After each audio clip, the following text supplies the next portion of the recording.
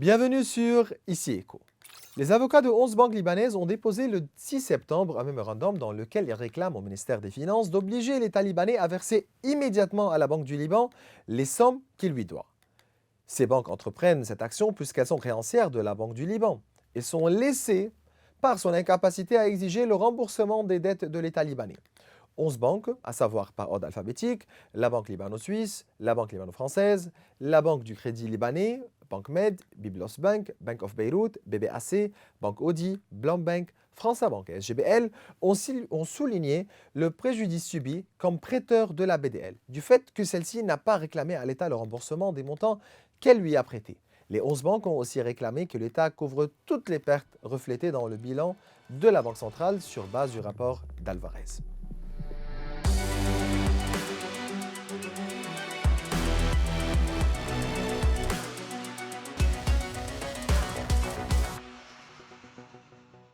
Durant cet épisode, nous nous pencherons sur les questions relatives au mémorandum présenté par 11 banques libanaises qui ont lié le consensus au ministère des Finances afin que celui-ci contraigne l'État de s'acquitter de ses obligations légales et contractuelles envers la Banque du Liban, et cela avec l'avocat de l'association des banques, Maître Eli Chamoun.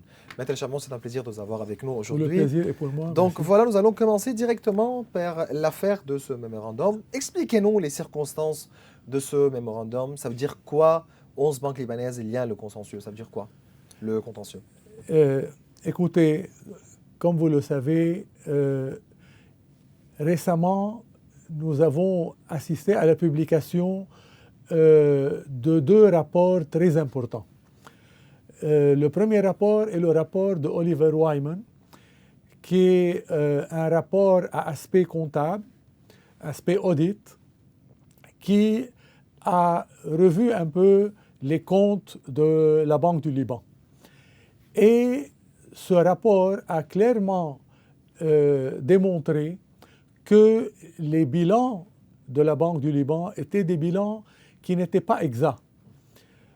Cette conclusion a été reconfirmée avec plus de détails par le rapport d'Alvarez et Marsal, qui, eux, ont entrepris un audit jury comptable, donc plus précis, et ont abouti à la conclusion que les bilans de la Banque centrale n'étaient pas exacts et qu'il fallait les corriger. Ils ont été même plus loin. Ils ont procédé eux-mêmes à la correction. Et suite à cette correction, ils ont déterminé le déficit des bilans entre 2015 et 2020. Et le déficit de 2020 s'est élevé à environ 51 milliards de dollars. Donc, nous avons maintenant entre les mains ce qu'on n'avait pas avant. Vous avez des documents? Un document très précis établi par une société internationale qui a entrepris un audit jury comptable et qui a été engagé par l'État. Donc, il n'y a pas de doute. Donc, partant de ce document, vous avez pu aujourd'hui avoir un dossier qui est complet. Partant de ce document, étant donné que l'article 113 du Code de la monnaie et du crédit rend responsable l'État, impose à l'État de combler tout déficit dans le bilan de la Banque du Liban, nous avons voulu demander à l'État de combler ce déficit. Très bien.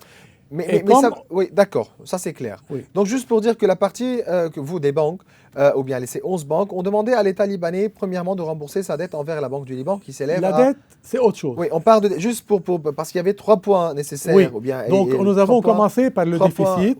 Le déficit de la Banque du Liban, le déficit de 2020 qui s'est élevé à 51 milliards. D'accord. Et comme le rapport 51 milliards 302 155 887 $. Tout à fait. Ouais, ça c'est le chiffre exact donc selon le bilan. Tout à fait. Et comme le rapport d'Alvarez et Marsal n'a pas corrigé les bilans de 2021 et 2022, nous avons demandé également d'appliquer les mêmes critères de correction pour déterminer le déficit de ces 2 années. Donc, vous avez demandé à l'État de couvrir le solde négatif des bilans de la BDL pour l'exercice financier 2021-2022, Absolument. après révision de ces bilans, sur base, donc, tout en prenant en considération le rapport d'Alvarez. Donc, la partie qui est en sus des 51 milliards. Très bien. Et puis, il y avait autre chose. Depuis le début de l'année, les bilans de la Banque du Liban ont démontré ont mentionné l'existence d'une dette due par l'État libanais qui s'est élevée à 16 milliards et quelques. 617 millions. 617 millions. Nous avons demandé également à l'État libanais de payer cette dette. Oui. En ce faisant, nous sommes en train d'agir au nom et pour le compte de la Banque du Liban. Je tiens à le préciser parce que nous avons eu beaucoup de commentaires de la part de collègues qui ne connaissent pas peut-être ou qui ne sont pas familiers avec l'article 276 du Code des obligations libanais qui permet à un créancier d'une institution ou d'une personne d'agir au nom et pour le compte de cette personne en poursuivant ses débiteurs et en leur demandant de régler les dettes envers leurs propres débiteurs. Donc, nous sommes en train d'agir pour le compte de la Banque du Liban parce qu'on estime que si l'État libanais couvre le déficit et paye sa dette, ce qui va au-delà de 68 milliards de dollars, la Banque du Liban sera à même de pouvoir régler ses obligations et rendre les dépôts aux banques qui, à leur tour, pourront rendre les dépôts aux déposants. Aussi, c'est clair que vous demandez un engagement de verser ces montants-là dans la même monnaie, donc le dollar. Donc, pas de livret libanais ici. Oui. Pourquoi seulement 11 banques et pas toutes les banques? Et pourquoi ce n'est pas l'association des banques qui a présenté ce mémorandum? Oui. Pourquoi 11 banques? Nous avons voulu commencer par un petit groupe. Les 11 banques constituent en fait les membres du conseil d'administration de l'association des banques. Et nous allons certainement ouvrir la voie et la possibilité à toutes les autres banques qui le désirent de pouvoir nous joindre une fois le procès entamé. Donc, on s'attend à ce que toutes les banques prennent parti ou bien... Oui, beaucoup de banques ont manifesté le désir et l'intention de nous joindre. Au cas où l'État ne va pas vous répondre, donc ne va pas prendre de décision, les 11 banques saisiront la juridiction administrative afin de contraire ce dernier à honorer son engagement. Pourquoi, dans ce cas, les banques vont saisir juridiction administrative? Et là encore, nous avons eu des commentaires de la part de confrères qui, encore une fois, n'avaient pas entrepris peut-être toutes les recherches nécessaires. Nous avons étudié la question de la compétence du Conseil d'État sous cet angle de l'action indirecte. Nous avons une doctrine française établie, parce que, comme vous le savez, le droit libanais est inspiré en très grande partie de la loi française. Donc, on a une doctrine française établie et on a un arrêt de la Cour de cassation française, qui est l'autorité suprême, judiciaire suprême, de 2016, qui confirme que l'action indirecte contre l'État libanais devait être intentée devant les juridictions administratives. Donc au Liban, contre l'État libanais, devant le Conseil d'État. Ça, c'est clair. Quels sont les scénarios possibles? Alors, pour nous, la demande visant à lier le contentieux a 3 issues possibles. La première issue, c'est que l'État cède et rembourse, mais ça nous semble peu probable dans l'état actuel, ou que l'État refuse catégoriquement ou garde le silence. Et s'il garde le silence durant 2 mois, il est considéré comme ayant refusé. 5 février. 5 février exactement. 2024. Donc à partir du 5 février, nous avons 2 mois. Juste pour dire que vous avez déposé le mémorandum le 6 décembre 2023. Voilà. Donc c'est pour ça que nous avons notifié notre demande à l'État le 5. Donc le 5 février, on pourra intenter l'action. Donc, si silence, Si silence ou si refus express, dans les deux cas, on pourra agir contre la décision. mais vous savez très bien, maître, que, et nous sommes tous au courant, que l'État n'a pas l'argent, donc n'a pas de liquidité aujourd'hui suffisante pour couvrir ni dette, ni déficit, ni solde négatif. Donc, ce que vous espérez aujourd'hui, c'est avoir un arbitrage, Non. enfin, donc pour dire en faveur des banques, ou bien un papier qui dit que voilà, c'est l'État qui est responsable, c'est pas vous les banques. Vous vous attendez à quoi? Écoutez, Mais vous savez très bien que l'État n'a pas de liquidité aujourd'hui, elle n'a pas les capacités de couvrir toutes ses dettes. il n'a pas de capacité immédiate. Mais nous voulons attirer l'attention Ah, sur deux points essentiels. hum, Le premier point, c'est qu'il est faux hum, que l'État libanais n'a pas d'actifs.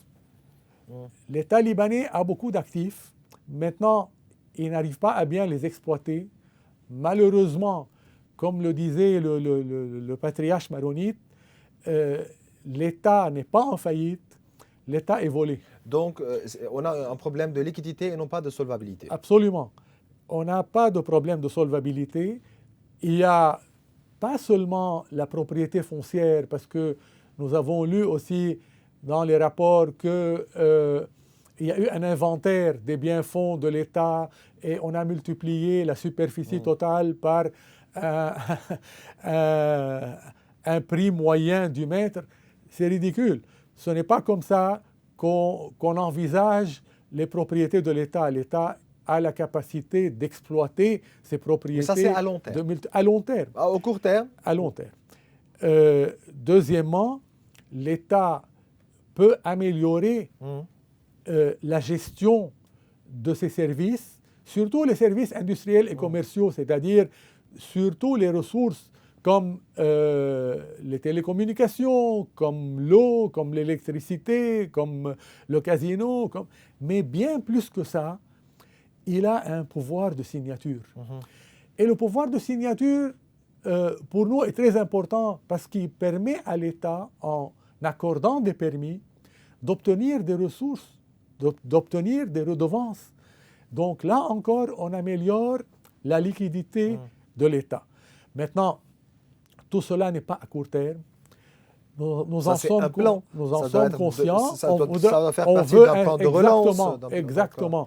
On veut inciter l'État libanais à sortir un plan logique de rééchelonnement au lieu de venir biffer carrément, radier ses obligations, comme il est en train de le faire maintenant dans tous les projets. Donc dire obligations, c'est dire les dépôts des déposants, donc ça c'est clair. Si vous posez cette question aux dirigeants, spécialement au vice-premier ministre, il vous dit « c'est faux, je n'ai jamais parlé que j'allais annuler ou supprimer une partie des dépôts. » C'est vrai, mais ce qu'il est en train de faire aboutit au même résultat. Qu'est-ce qu'il est en train de faire? Il est en train de supprimer les engagements de l'État. Donc, en supprimant les engagements de l'État, il place tout le fardeau de la dette, tout le fardeau du déficit sur les banques. Et il met face à face les banques et les déposants. Mais même aussi le plan de relance de M. Sarah Déché, mais aussi a bien mentionné de supprimer les engagements aussi de la Banque du Liban envers les banques. Absolument. Donc ces engagements-là... Vous avez entièrement raison. Il l'a fait d'une manière assez subtile, parce que si vous lisez ce projet, il vous dit on supprime une partie des engagements de la Banque centrale. Quelle partie, il ne le dit pas. Mais il est très clair qu'en envisageant de recapitaliser la Banque centrale à concurrence de 2,5 milliards, alors que le trou s'élève à plus de 80 milliards, il montre bien qu'il cherche à supprimer les engagements de l'État et de la Banque centrale et à placer tout le fardeau. Donc, vous vous attendez à quel scénario le 5 et après le 5 Écoutez. Certainement, nous avons différents scénarios, mais vous vous attendez à quel scénario? Nous avons voulu, premièrement, obtenir, et nous espérons obtenir, un arrêt du Conseil d'État qui retient et qui oblige l'État libanais à combler au moins 68 milliards de dollars, ce qui permet vraiment de rendre 90% des dépôts des gens. Mais nous sommes conscients que l'État bénéficie d'une immunité d'exécution qui ne va pas nous permettre de saisir les propriétés de l'État. Mais au moins, sur le plan du message adressé au public, il démontre que ce ne sont pas les banques qui ont usurpé, comme certains sont en train de le dire, ou qui ont pris ou qui ont dilapidé les dépôts des déposants, c'est l'État libanais qui l'a fait et c'est l'État qui, légalement, doit les rendre. Quelquefois, j'entends que le fait d'imposer à l'État de rendre cette somme importante est en train, si vous voulez, de créer un fardeau monstre sur les générations futures. Mais qu'en est-il des générations présentes, premièrement? Les gens doivent bien vivre maintenant. Et deuxièmement, est-ce qu'il y aura des générations futures? Vous connaissez mieux que moi peut-être le nombre de personnes, le nombre de Libanais, et surtout les jeunes, qui sont les principaux concernés par les générations futures, qui sont en train de quitter le pays, faute de travail, faute de moyens, faute de fonds.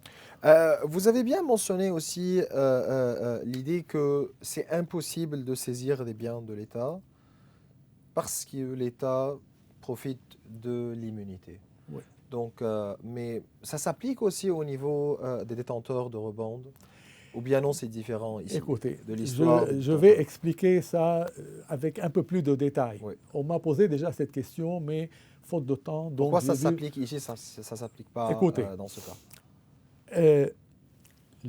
Dans l'émission des Eurobonds, les contrats avaient prévu une renonciation, un waiver de l'immunité de juridiction, donc pour permettre aux tribunaux étrangers, donc américains de New York, de pouvoir considérer tout litige qui en résulte, et l'immunité d'exécution. Mais le résultat est le même. Pourquoi? Parce que, premièrement, l'État n'a pas de propriété significative à l'étranger. Vous allez saisir quoi? Si vous pensez, les gens pensent à l'or, tout de suite. Or, l'or appartient à la Banque centrale et pas à l'État. Mais aussi, il y a aussi une certaine... tout le monde n'est pas d'accord avec vous ici. Oui, il y a certains qui considèrent que la Banque centrale et l'État, c'est une seule personne finalement et qu'on pourra le faire.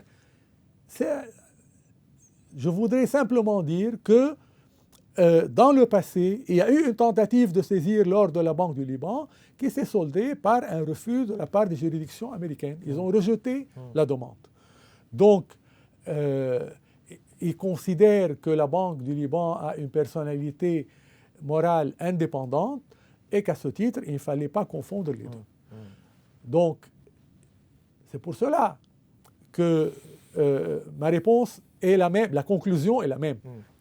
Il n'y a pas de quoi saisir comme propriété à l'étranger pour l'État. Et l'or, quant à les avions de la Middle East? Alors, la Middle East, les actions de la Middle East, les sociétés, appartiennent à la Banque du Liban. Donc, nous retombons dans la même histoire. Vous êtes avocat. Oui. Vous êtes convaincu à 100% que c'est l'État qui est obligé de payer les sommes qu'il a empruntées à la BDL et couvrir la totalité des pertes? Écoutez, ou bien non, il est responsable et non pas le responsable. Comme la Banque centrale est responsable et non pas le responsable, et les banques sont responsables et non pas les responsables. Écoutez, très bonne question. Nous parlons de répartition de pertes ici. De dette. Très bonne question. Premièrement, je vous dis tout de suite que les banques libanaises sont prêtes à assumer leurs responsabilités. Maintenant, il s'agit de déterminer l'étendue de cette responsabilité. Quand les banques déposent de l'argent auprès de la Banque centrale, ces dépôts sont soit volontaire, soit obligatoire. Donc, Obligatoire, dire circulaire. Donc, il y a absolument, parce que les banques sont soumises à la loi et à la réglementation bancaire, au circulaire de la Banque du Liban. Donc, premièrement, comme vous le savez, il y a les réserves obligatoires que les banques sont obligées de déposer, qui constituent 15% des dépôts en monnaie étrangère. Avant la crise. Avant la crise. Deuxièmement, il y a la circulaire 62 qui empêche les banques de pouvoir déposer plus de 25% de leurs capitaux propres auprès d'un correspondant unique à l'étranger. Ce qui oblige les banques qui ont beaucoup de dépôts indirectement à déposer leur argent auprès de la Banque du Liban. Pourquoi? Parce que sinon, elles devraient traiter à plus de 40 ou 50 banques étrangères, ce qui est impossible. Vous voyez? Et toutes les banques étrangères n'ont pas la même notation. C'est-à-dire, donc, le problème, c'est que donc, la circulaire 62 indirectement oblige les banques à déposer l'argent. Troisièmement, il y a le mode de traitement avec la Banque du Liban, ce que les gens ne connaissent pas non plus. Depuis 2017, la Banque du Liban obligeait les banques, à chaque opération de change, à déposer un montant équivalent et le bloquer pendant 3 à 7 ans. Qu'est-ce que cela veut dire? Supposez que vous voulez acheter, vous avez des livres libanaises, vous voulez acheter des dollars pour voyager, disons, ou pour investir, ou pour n'importe quoi à l'étranger. Vous demandez à votre banque de vous vendre 10 000 dollars. La banque demande à la Banque du Liban de lui vendre les 10 000 dollars qu'elle va vous revendre. La Banque du Liban lui dit, d'accord, je vous donne les 10 000 dollars, mais vous, en contrepartie, vous devez déposer et bloquer chez moi entre 3 et 7 ans 10 000 dollars. Le même montant. Le même montant. Cela a obligé énormément de banques à déposer des sommes importantes, à les bloquer aussi auprès de la Banque du Liban. Bien plus, au moment de la crise, la Banque du Liban possédait environ 34 milliards de réserves, certainement. Et les banques avaient prêté entre 45 et 50 milliards de dollars au secteur privé. La Banque du Liban, au lieu de bloquer ce montant afin de le rendre aux déposants, ont continué à subventionner l'État libanais, à subventionner la contrebande. Il faut qu'on soit clair. Mais Maître Chamon, vous travaillez en parallèle avec la Banque du Liban pour des années. Les banques et la Banque du Liban, vous étiez des amis. Aujourd'hui, vous rendez responsable la Banque du Liban Écoutez, seul. Donc, nous savons très bien, moi, déjà depuis 15 ans, je sais très bien comment ça se passait entre la Banque du Liban et les banques. Mais aujourd'hui, pour sortir de la crise, vous rendez tout. La responsabilité sur la Banque du Liban seule. Non, quand vous parlez d'amitié, il faut que les deux parties soient sur un pied d'égalité. Est-ce que vous pouvez être ami avec votre régulateur? Est-ce que vous pouvez être ami avec vous voulez me dire que les banques n'ont pas profité des politiques qui ont été appliquées par la Banque du Liban? C'est très important ce que je vais vous dire là. Je vais vous donner un petit exemple. Supposez maintenant, à l'heure actuelle, supposez que les banques libanaises actionnent la Banque du Liban. Et supposez que la Banque du Liban vient dire à une banque libanaise, par exemple, moi, je vais arrêter de t'envoyer du cash en livres libanaises. Vraiment la mesure la plus simple, en livres libanaises. Qu'est-ce qui arrive à cette banque? Bon. Faillite. Donc, faillite et ruée des déposants qui vont tout casser. Bon. Donc, venir considérer que les banques étaient des amis et traitaient à pied d'égalité avec la Banque centrale est vraiment une très fausse idée.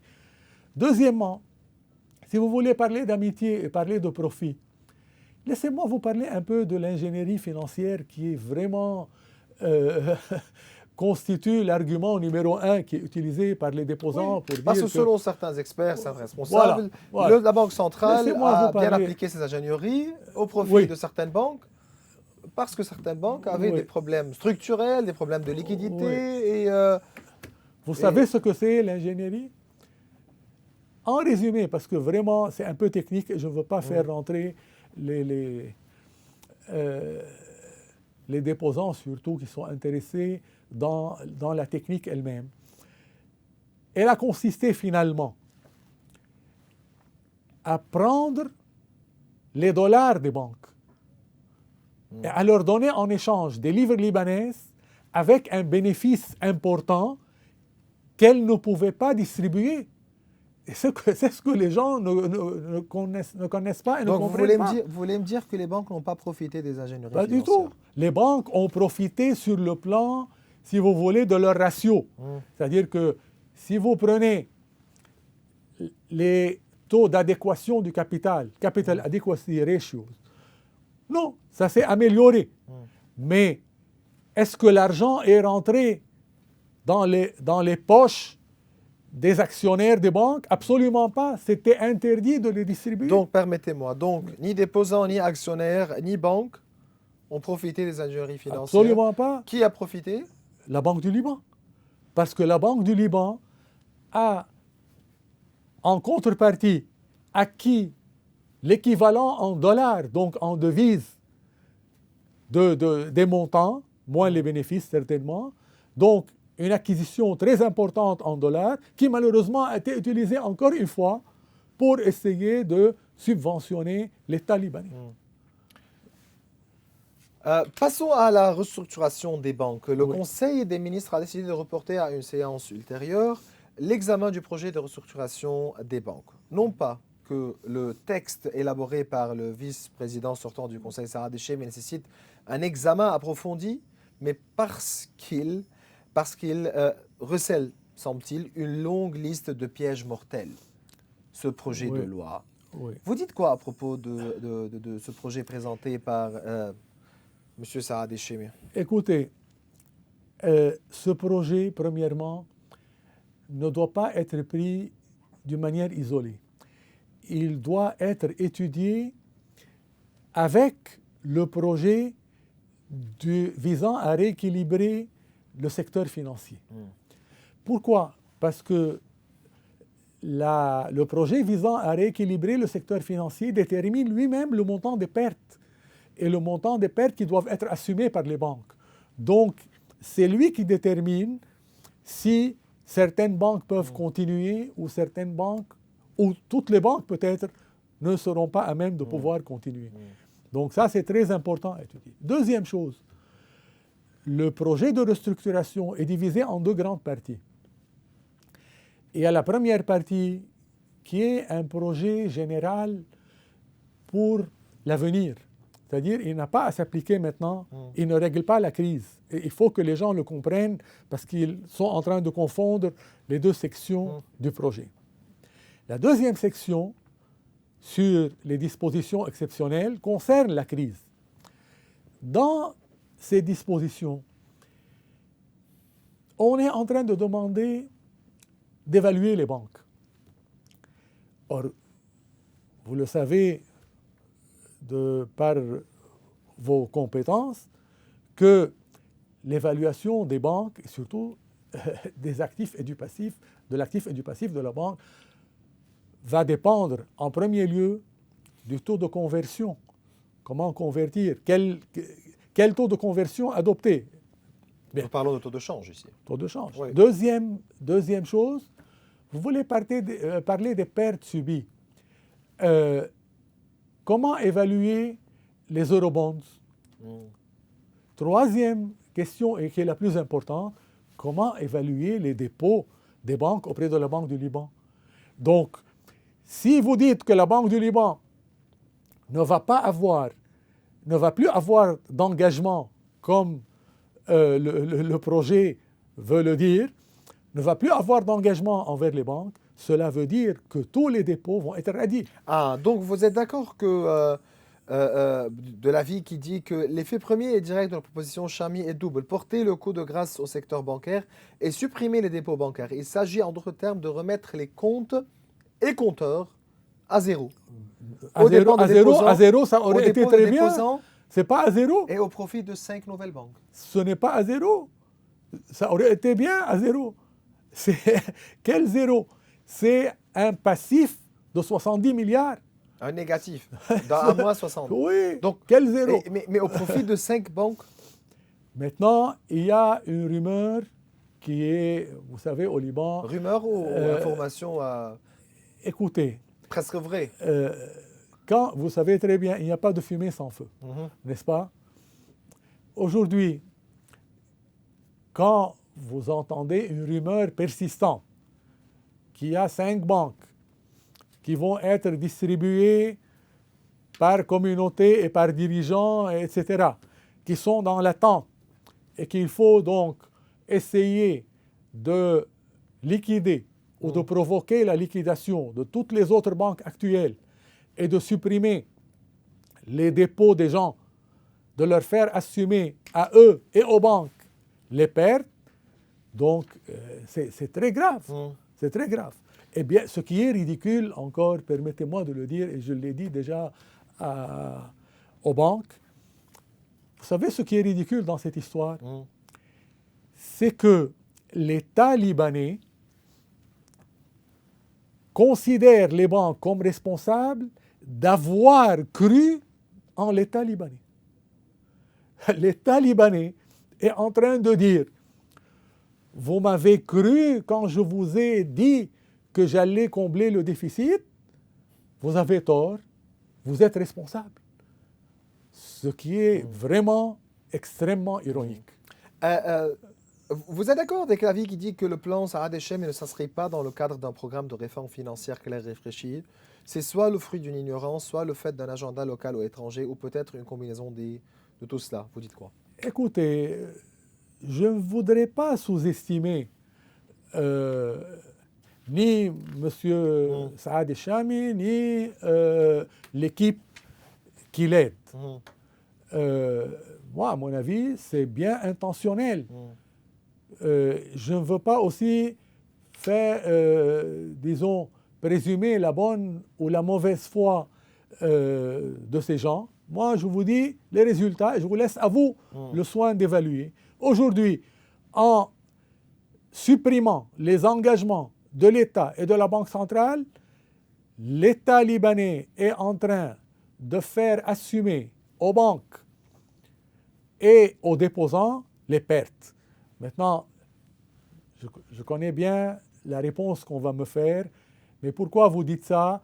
Il y a le fonds de recouvrement des dépôts, le fonds de recouvrement des dépôts.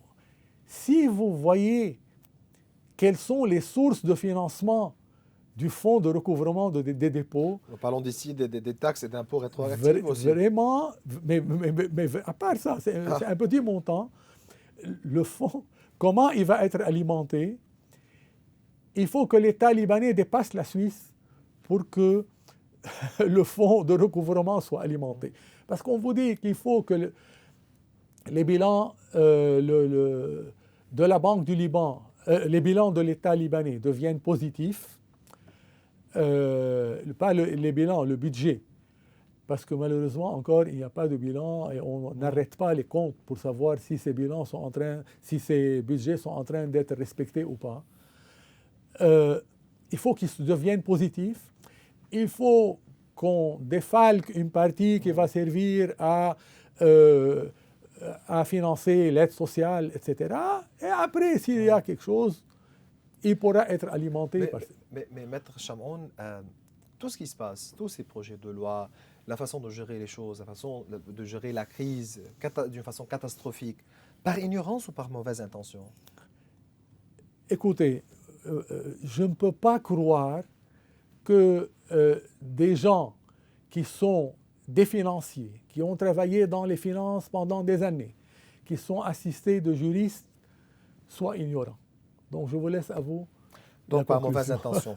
Certainement, nous avons besoin d'une souveraineté, d'une justice réelle et d'un rétablissement de tout ce qui constitue les fonds de l'État avant de réformer le secteur bancaire, dont le rôle est incontournable dans le cadre d'un plan de redressement. Certainement, c'est difficile, voire impossible, d'avoir une restructuration aujourd'hui des banques tant que le désaccord politique aussi sur la répartition des pertes persiste. Et surtout, tant que la confiance et la transparence continuent de faire défaut. Vous êtes d'accord?